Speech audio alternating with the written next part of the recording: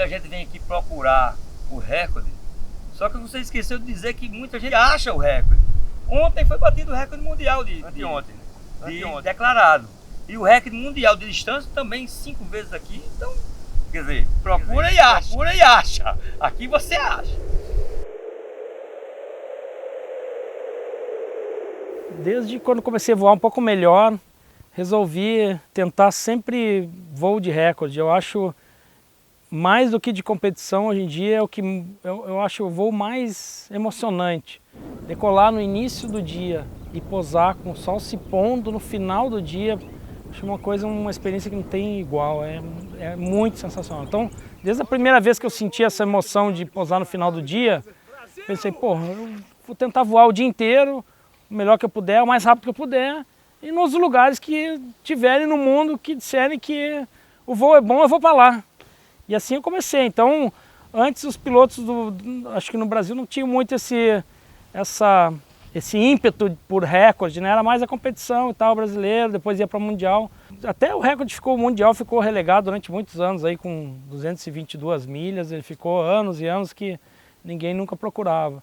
E aí depois com o advento acho que um pouco mais de informações, mídia e tal, começou a se procurar mundo afora os melhores lugares para voos longos, né?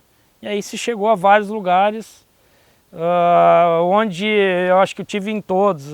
Fui à Austrália, falaram num certo lugar, Vulcânia, lá, era um lugar final de mundo, só uma vilazinha, só tinha aborígene. Fui até a África do Sul também, teve uma época de um movimento que achava que era lá, voei na África do Sul rebocado.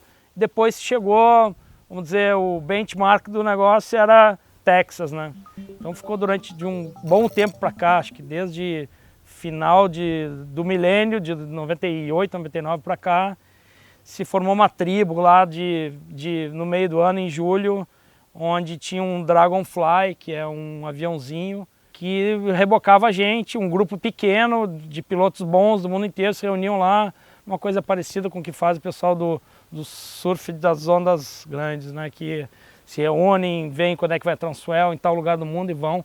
Só que o nosso lugar já era certo, era Texas todos os anos. E aí depois aqui começou também, junto com o Texas, começou o movimento aqui, mas só que a gente não tinha muitas informações e não se acreditava muito em uma distância muito grande pelo primeiro ponto fundamental de não ter um dia muito longo aqui em nenhuma época do ano. E a outra coisa que acontecia aqui, a gente não acreditava muito na decolagem muito cedo, a gente não conseguia, porque todos os nossos campeonatos eram feitos, os campeonatos nacionais, mundiais, era tudo feito, o piloto vai para a rampa 10, 11, se prepara para decolar e a prova começa entre meio-dia e 1, em qualquer lugar que fosse, né? Então a gente é acostumado, botou na mente que a térmica começava, a atividade térmica boa era próximo ao meio-dia. E ninguém conseguia conceber e imaginar que às 7 da manhã em nenhum lugar do mundo já tivesse atividade térmica suficiente para se manter voando e indo no vento de cauda, né? Então isso, eu acredito, uma grande parte disso ao pessoal do parapente. Eles realmente resolveram comprar essa ideia de decolar 6h30 da manhã e achar que às 7 horas da manhã já dava para ir. Coisa que se me dissesse há 5 anos atrás, não só eu ia chamar eles de louco, como eu chamava. E aí entrou o Nordeste, a gente começou a voar Quixadá, vários anos indo a Quixadá e tal, e a gente sempre olhava 350, 400, era aquela nossa margem de voo que começou né, o nosso horizonte, né? Os recordes iniciais eram 250, 270, foi indo, aumentando, mas nosso horizonte era limite de 400, então a gente não estava imaginando muito mais que isso e não olhava então o mapa para ver, né?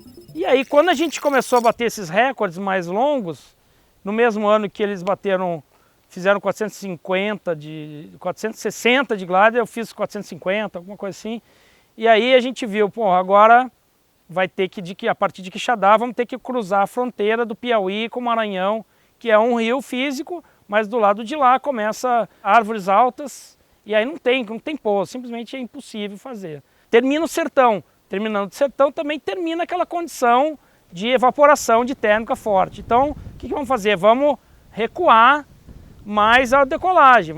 Então a primeira ideia foi Patu, que já tinha uma decolagem conhecida lá e tal, e a gente começou a ir para Patu. Aí Patu tem um problema gigantesco da infraestrutura, cidade muito pequena, pouca opção de comida e tal, a gente passou muito trabalho ali, umas 2 temporadas, e nessa época o local daqui, o Thales ficava falando, é Tacima, e eu, não, é Patu. E ele é Tacima, é Patu, é Tacima, é Patu. E ficamos nessa briga vários anos.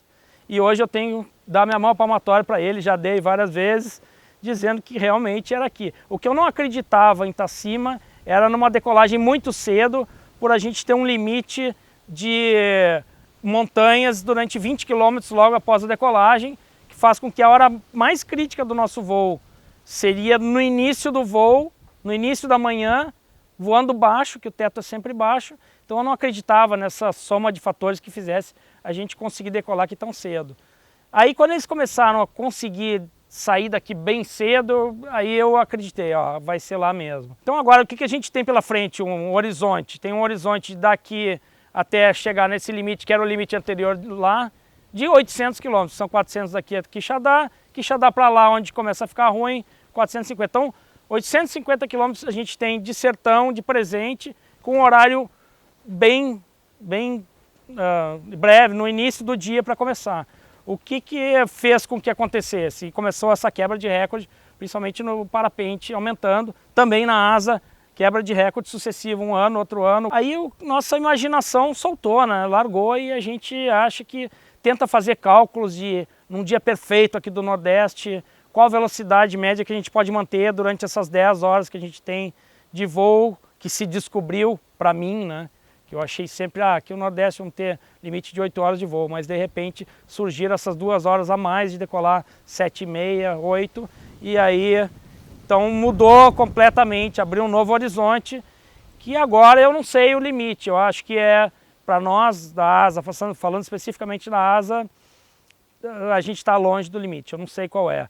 Porque o recorde foi batido pelo Glauco, agora é um recorde legal, mas é o piloto voando sozinho em um dia razoável. Piloto bom, voando sozinho num dia razoável.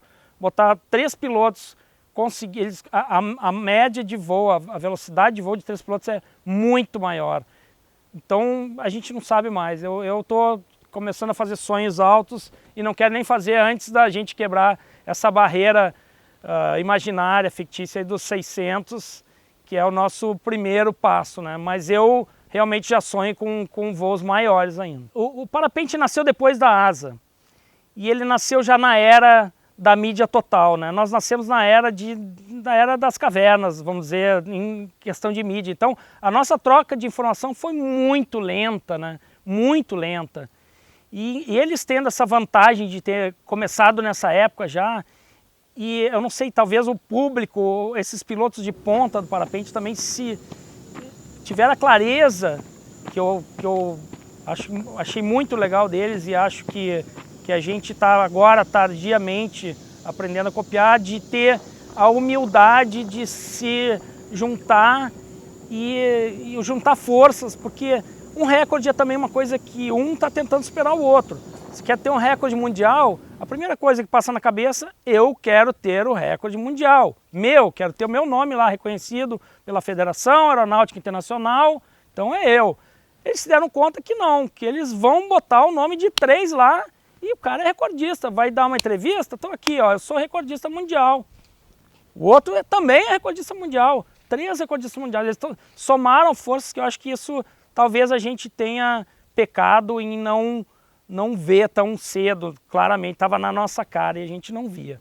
Então é uma coisa que é muito legal, dessas coisas que tem hoje de troca de informação. Você vê ali a gente sentado na mesa, vendo eles fazer o voo deles e já comentando entre nós o que está acontecendo no voo deles. Então a gente aprende hoje em dia sentado ali almoçando, está aprendendo, vendo o que cada um resolveu naquela hora. Pô, em tal lugar eles não passaram por cima dessa vila que a gente estava acostumado a passar. Vamos pensar por que eles não fizeram isso. Então essa troca de informações está beneficiando muito o voo, esse voo longo, né? O voo me motiva muito, eu gosto muito também da natureza e tal, aquelas perguntas de sempre que a gente acaba respondendo, mas eu sou muito motivado com objetivos que eu traço e um deles que eu tracei na minha vida foi: eu quero voar longe, ser um dos pilotos que voaram mais longe no mundo, e então eu vou fazer isso, vou me botar aquele objetivo e vou seguir esse caminho.